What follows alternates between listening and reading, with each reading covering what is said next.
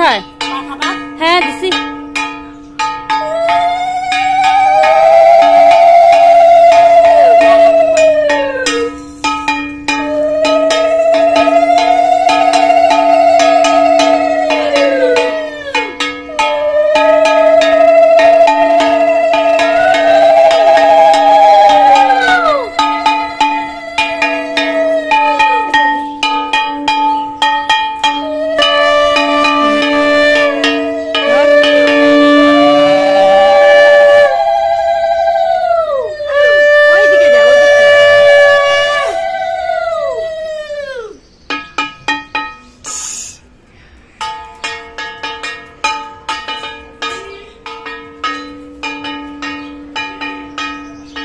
এই ভিডিওটা হলো জামাই ষষ্ঠীর দিনকার ভিডিও।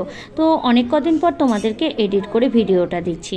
এই কদিন আমি ছিলাম বাবার বাড়িতে, মোটামুটি 2-3 দিনের মতো। সেখান থেকে এসে তো তারপরে ওখানে তো ব্রডব্যান্ড নেই, তাই এডিট করে তোমাদের ভিডিওগুলো দিতে পারছিলাম না।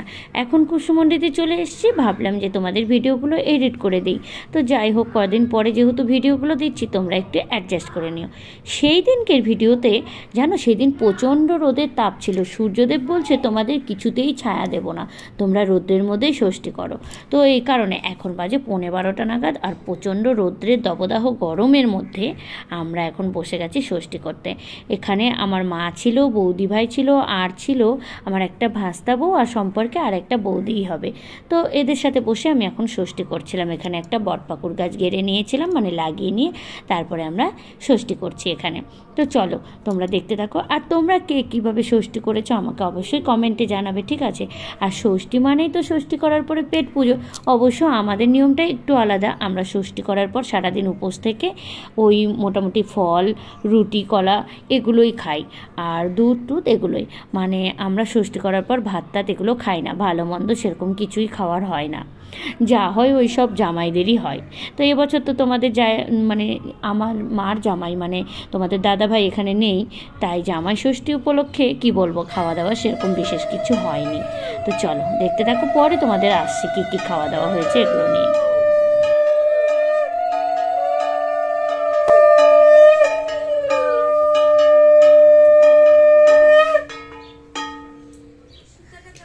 তোমাদের মধ্যে অনেকেই ভাবতে পারো যে সবাই শাড়ি পরে আছে, তুমি আবার কেন নাইটি পরে আছো?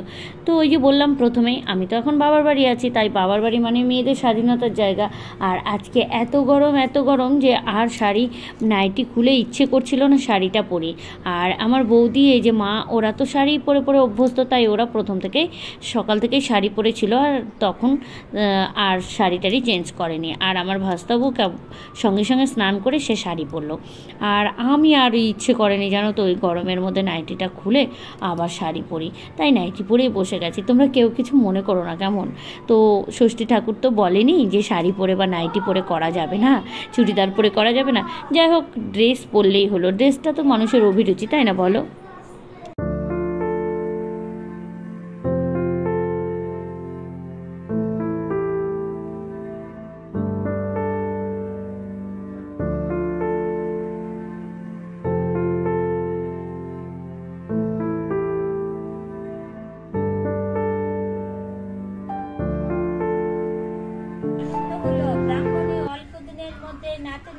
বিয়ে দিল।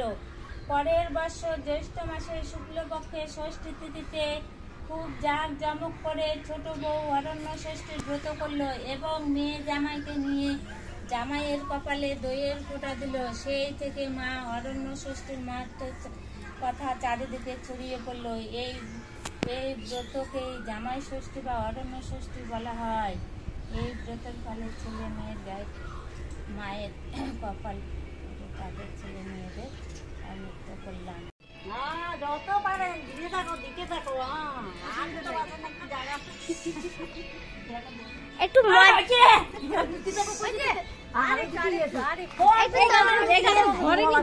মরণ এলার্জি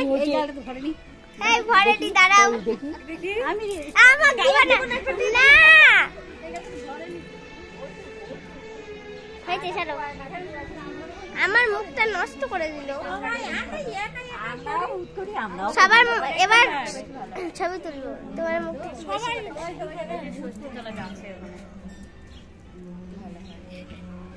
ষষ্ঠীতে লাগেলি মেলা মানুষ সাদা সাজি সুন্দর করে ওখানে দেওয়ার জায়গা বাবা না তো ঢালা বসানো যা থেকে পূজাটা হয়ে গেছে তা বাড়াস না তোমার আরো বেশি করে দেখো নাইটি পরে সবাই চেনে নাইটি পরে সবাই গরম তো সেজন্য ও মা আইসক্রিম খাবো কি বলছা কিছু না আইসক্রিম খাবে আমাদের খুশি আছে আইসক্রিম ওটা গুলো করে ব্যাক করে বলতে দুইটা করে নিয়ে আসলাম আইসক্রিম বানায় কিসের আইসক্রিম মা সিজা কোন সিজা নাকি না ওই মনে বর্ণের সঙ্গে মনে হয় হয় চল লাও